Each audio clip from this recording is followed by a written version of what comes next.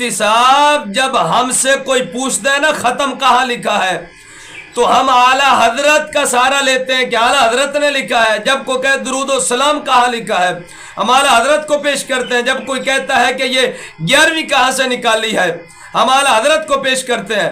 عجیب بات ہو گئی جب پیٹ کا معاملہ ہے تو اعلیٰ حضرت یاد آ جائے. جب نبی کی شریعت، نبی کی عزت، نبی کی ناموس، نبی کے مقام رتبے کی بات آئے تب اعلیٰ حضرت کے فتوے میں ڈنڈی مارنا شروع کر دیتے. یہ آپ لوگوں کی منافقت ہے.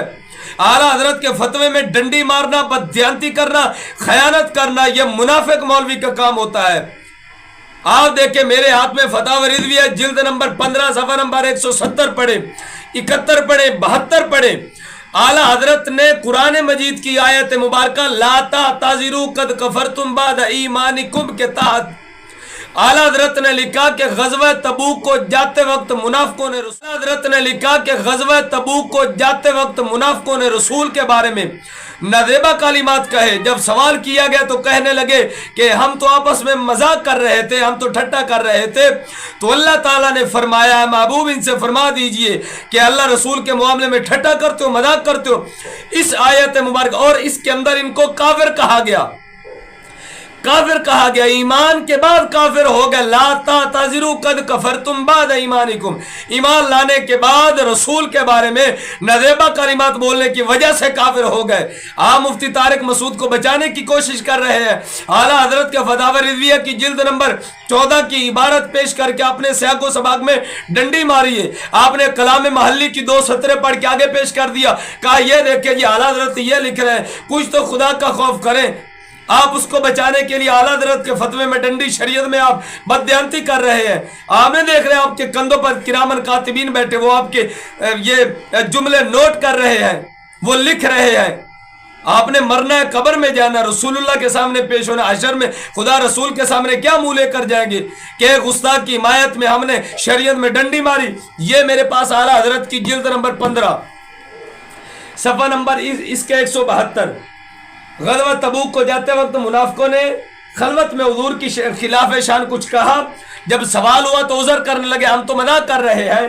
تو اللہ تعالیٰ نے فرمایا قل اباللہ و آیاتی و رسولی، اس کے تحت فرمایا اے نبی ان سے فرما دے کہ اللہ رسول کی آیتوں اور اس کے اللہ رسول کے معاملہ میں ٹھٹھا کرتے ہو، مذاق کرتے ہو، تم کافر ہو چکے ہو. اس آیت کے تحت 3 فائدے اعلیٰ حضرت نے بیان کیے. اگر آپ کے پاس اعلیٰ حضرت کی یہ جلد نمبر آپ کے پاس 15 ہے، صفحہ نمبر 170، 71، 72 اٹھائیں. اعلیٰ حضرت نے پورا رسالہ تصنیف فرمایا الکوکب الشہابیہ فی کفریات ابی الوہابیہ. یہ دیکھیں اعلیٰ حضرت نے 3 فائدے لکھے. پہلا یہ کہ جو بھی حضور کی شان میں گستاخی کرے گا وہ کافر. دوسرا آپ نے لکھا بعض لوگ جاہل کہتے ہیں کہ کفر ایمان کا تعلق جو ہوتا ہے وہ دل سے ہوتا ہے. فرمایا یہ جاہلانہ بات ہے، شریعت مطالعہ کا حکم ظاہر پر لگتا ہے. اگر کفر کا تعلق دل سے تو پھر ایمان کا بھی دل سے. اگر ایمان کا کسی کا کہنا پڑے گا تو پھر دل دیکھنا پڑے گا.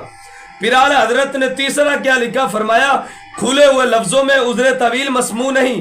آیت فرما چکی کہ ہیلا نہ گڑو تم کافر ہو گئے ہو. بتاؤ آپ اس کو سبقت لسانی کا نام دے رہے ہیں. یہ سبقت لسانی نہیں ہوتی. سبقت لسانی اس کو کہتے ہی نہیں ہے. 4 سے 5 منٹ وہ بار بار یہ الفاظ دہراتا رہا اور پھر اس نے یہ کہا کہ کل امت کا اجماع ہے کہ رسول ان پڑھ تھے، نہ لکھنا جانتے تھے نہ پڑھنا جانتے تھے.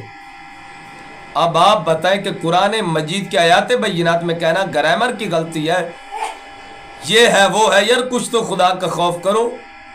ایک گستاخ کو بچانے کے لیے آپ شریعت میں ڈنڈی ماریں گے اور پھر آپ نے قرآن مجید کی آیت مبارکہ ہو گئی. یہی آپ کا علم ہے، یہی آپ کا علم ہے. کم از کم اس کی تفسیریں تو پڑھیں. آپ جانتے ہیں کہ رسول کی شریعت کو بدلتا ہے اور تا قیامت ہمارے نبی کی شریعت چلے گی. حضرت امام مہدی آئیں گے تو وہ بھی ہمارے نبی اور اپنے نانا جان کی شریعت کو ہی آگے چلائیں گے. سیاستہ کے اندر احادیث مبارکہ کے انبار لگے ہوئے ہیں، کثرت کے ساتھ دلائل موجود ہیں. میرے آقا کریم علیہ الصلوۃ والسلام نے فرمایا اگر موسیٰ کلیم بھی میری موجودگی میں آ جائے تو ان کو بھی میری شریعت کا پابند ہونا پڑے گا. بسم اللہ الرحمن الرحیم۔ سامعین و ناظرین، مفتی کامران جو مسئلہ کے اہل سنت سے تعلق رکھتا ہے اور اپنے آپ کو فکر رضا کا ترجمان کہتا ہے، اس نے مفتی طارق مسعود کی حمایت میں ایک کلپ بنا کر یوٹیوب پر چڑھایا اور اعلیٰ حضرت امام اہل سنت کے فتاوی رضویہ شریف کی جلد نمبر 14 کی عبارت کے سیاق و سباق میں ڈنڈی مار کر، یعنی محض کلام محلی کو لے کر اس نے یہ کہا کہ اگر کسی سے سبقت لسانی ہو جائے، گستاخی ہو جائے، انسان خطا کا پتلا ہے، زبان سے ایسے کلمات نکل جاتے ہیں، منہ سے نکل سکتے ہیں وغیرہ وغیرہ۔ اس نے 10-15 منٹ لگائے تو اس نے کہا کہ اب وہ معافی مانگ رہا ہے، معذرت کر رہا ہے، کسی کی زندگی کا سوال ہے، معاف کر دینا چاہیے وغیرہ وغیرہ وغیرہ۔ دوستان گرامی، ہمارے مولویوں کی منافقت دیکھیں، وہ بھی اہل سنت کا ایک عالم ہو کر، مفتی ہو کر اور فکر رضا کا ترجمان بن کر اعلیٰ حضرت کے فتوے میں ڈنڈی مار رہا ہے اور شریعت مطہرہ کے احکامات کے اندر وہ بددیانتی اور خیانت کر رہا ہے۔ حالانکہ کل امت مسلمہ کا یہ اجماعیہ اور اتفاقی عقیدہ ہے کہ رسول اکرم سید عالم صلی اللہ علیہ وسلم کا جو گستاخ ہے وہ زندہ رہنے کے قابل نہیں۔ جو بھی حضور کی گستاخی کرے گا، توہین کرے گا، وہ خارج از اسلام ہوتا ہے، وہ اسلام کے دائرے سے باہر چلا جاتا ہے۔ بات جو کہنا چاہتا ہوں، اس نے قرآن مجید کی آیت مبارکہ کو بطور دلیل پیش کر کے اپنا جاہلانہ تبصرہ اور جاہلانہ قیاس آرائیاں پیش کر کے وہ کہنے لگا کہ دیکھیں